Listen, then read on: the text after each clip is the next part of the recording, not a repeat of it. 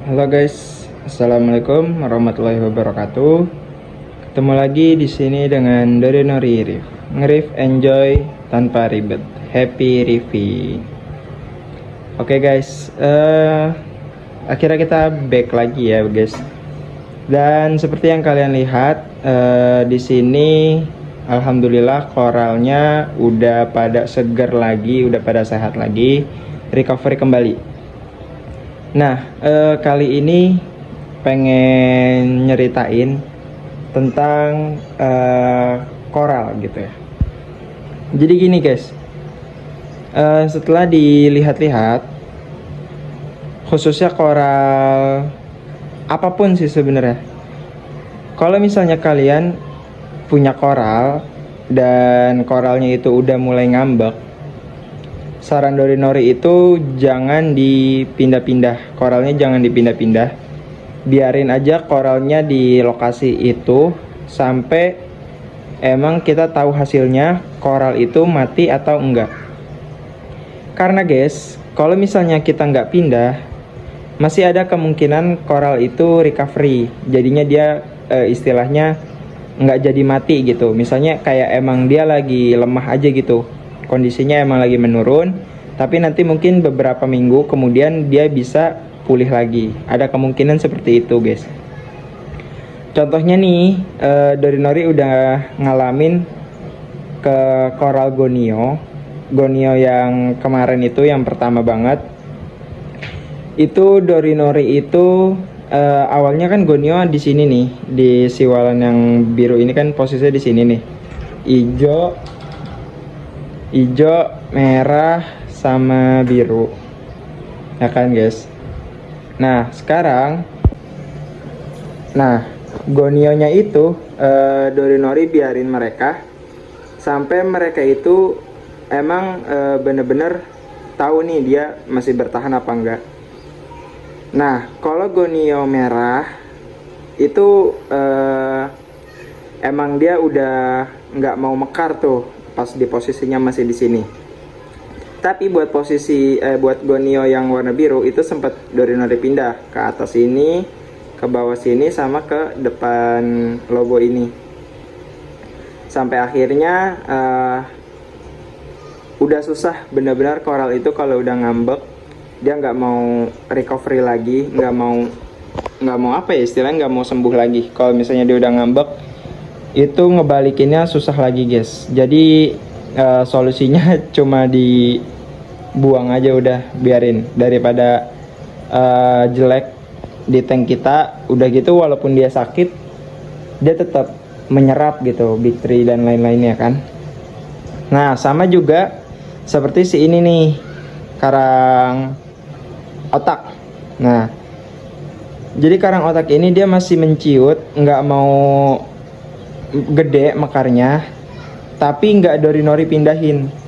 Jadi Dorinori biarin aja posisinya tetap di situ sampai kita tahu dia bisa bertahan atau enggak guys. Dan selama dia masih mau mekar seperti ini, itu berarti dia masih berfotosintesis dan masih berusaha untuk bertahan hidup. Jadi ya udah, kita biarin aja. Yang penting kita tetap kasih kebutuhan dia, yaitu cahaya dan kandungan air, nutrisi air gitu teman-teman. Nah sekarang Dorinori punya koral baru, yaitu ini gonio merah. Tapi gonio merah yang biasa ya guys ya. Nah ini gonio ini dia mau mekar. Padahal sebelumnya Dorinori pernah punya gonio dan dia tidak mau mekar. Nah ternyata guys, betul, gonio yang sebelumnya itu sakit itu karena lantaran parameternya nggak cocok sama dia. Parameternya nggak cocok karena Dorinori sempat pelihara SPS di sini nih. Nah SPS-nya itu kan penyerapannya kenceng ya kan. Jadi mungkin akhirnya si gonionya itu merasa tidak nyaman. Nah karena kejadian itu akhirnya Dorinori WC frekuensinya semakin rutin, dengan tujuan untuk mengembalikan nutrisi air seperti sedia kala gitu, seperti sebelum adanya SPS. Rutin tuh yang tadinya 2 minggu sekali jadi 1 minggu sekali, ya kan, sampai dirasa kita udah cukup nih, dirasa wah kayaknya ini udah normal lagi seperti sebelum ada SPS.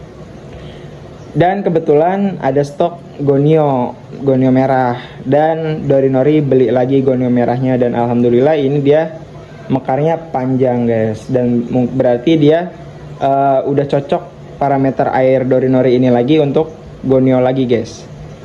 Nah, karena Dorinori udah tahu ternyata SPS itu bener-bener rewel, penyerapannya kenceng banget. Jadi pelajarannya buat kalian yang nggak main dosing, udahlah nggak usah pelihara SPS, karena SPS itu benar-benar butuh big tree-nya itu kenceng banget guys. Sehari dia nyerapnya banyak banget, dan semakin turun semakin berkurang, akhirnya LPS kalian bisa kalah gitu guys. Jadi ya udah, buat kalian yang LPS aliran natural flow seperti Dorinori, udah ikutin aja semuanya full LPS. Yang penting jangan SPS, NPS masih nggak apa-apa, bebas. Kayak gitu guys. Dan ini alhamdulillah semuanya koral mekar guys, ya kan.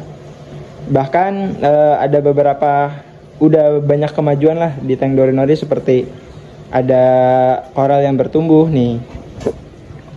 Ini kalian lihat tuh, yang kecil ini tuh apa namanya, ini si karang acan lord ini, dia udah awalnya itu si acan ini itu kan saya taruh sini, saya taruh di tengah-tengah sini, tapi dia sting sama babut, akhirnya nih bawah-bawahnya sini rusak, ya kan. Nah pas dicabut udah keras, udah nempel si dagingnya itu ke dead rock. Dorinori paksa cabut, ternyata nyisah dagingnya di sini. Ya udah, ini Dorinori pindahin ke sini, dan ini alhamdulillah bagian bawahnya ini emang masih kelihatan rusak, tapi ini udah recovery dari stingnya si babut. Nah daging yang di sini ternyata dia nggak mati guys, dia malah bertahan dan membesar dagingnya guys. Jadi ya udah, dia udah bikin koloni baru di tank Dorinori. Sama ini koralin udah banyak banget. Tuh udah jos banget deh. Seru guys. Nah, di tank Dorinori ini yang lagi bermasalah itu awalnya 2, flatworm sama bristol worm, ya kan? 2. Tapi flatworm ini udah Dorinori tanganin pakai ikan mandarin guys, ikan mandarin. Dan alhamdulillah dia rutin, apa maksudnya rajin banget gitu makannya. Jadi flatworm udah sedikit berkurang. Yang tadinya tuh flatworm nempel-nempel di kaca, di daging-daging koral, sekarang populasinya udah agak berkurang guys, tapi masih kelihatan. Dan bagaimanapun juga kita nggak bakal bisa membersihkan flatworm 100% guys, itu susah banget. Karena emang mau nggak mau mikroorganisme itu pasti memunculkan mereka guys di ekosistem yang kita buat. Jadi itu kita bikin aquarium air laut itu bikin ekosistem ya guys ya, bikin ekosistem laut di rumah kita sendiri. Nah yang masih PR adalah bristol guys. Bristolnya di tank Dorinori ini banyak banget, dan Dorinori mau kasih keling liris guys, tapi yang agak gede.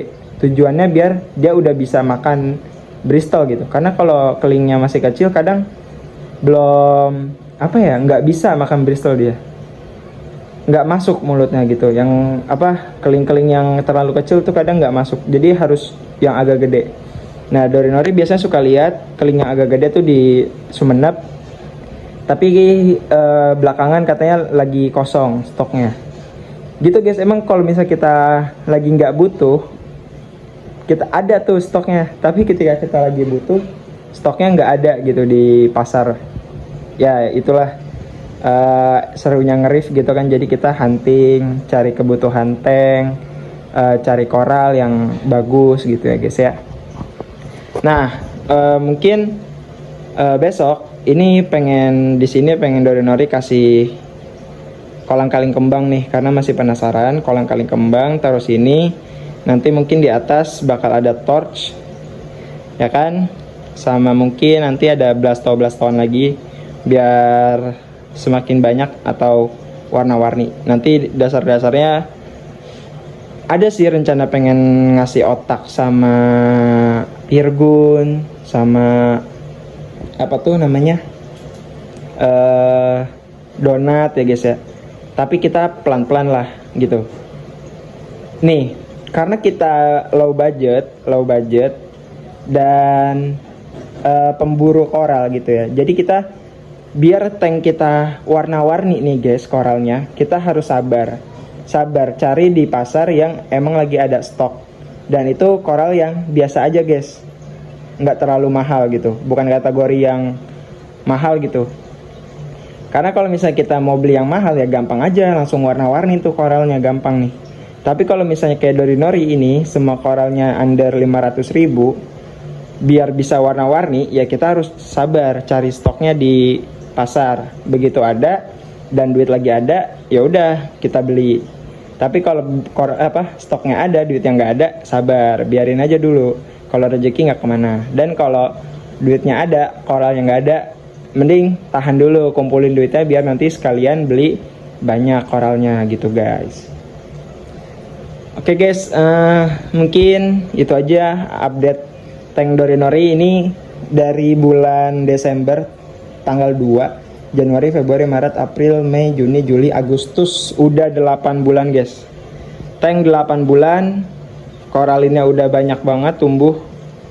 Ya kan, mikroorganismenya udah hidup. Dan alhamdulillah koralnya juga gemuk, mekar semua, full gondrong dan semua jenis ya. Apapun jenisnya, alhamdulillah mekar di tank Dorinori guys.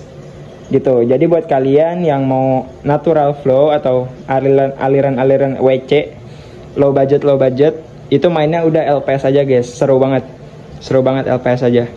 Nggak usah main SPS buat yang duitnya banyak aja guys.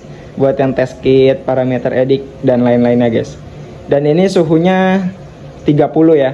Nggak pernah di jauh dari 30. Biasanya 29, 30, 31. 32 itu pernah tapi jarang. 28 pernah tapi juga jarang. Kayak gitu guys. Oke guys, mungkin segitu aja. Terima kasih buat yang udah nonton sampai akhir. Jangan lupa di subscribe, like, comment, and share. Tanya-tanyain aja, obrolin aja apa yang kalian tanyain. Kita ngobrol di kolom komentar seputar reef. Pokoknya seru banget guys main akuarium air laut itu guys. Gitu. Pokoknya jangan kapok lah kalau misalnya kalian masih gagal. Kita diskusi aja, kita ngobrol aja. Kita cari jalan keluarnya bareng-bareng guys. Di channel Dorinori Reef. Oke, mungkin segitu aja. Thank you, see you next time, bye bye.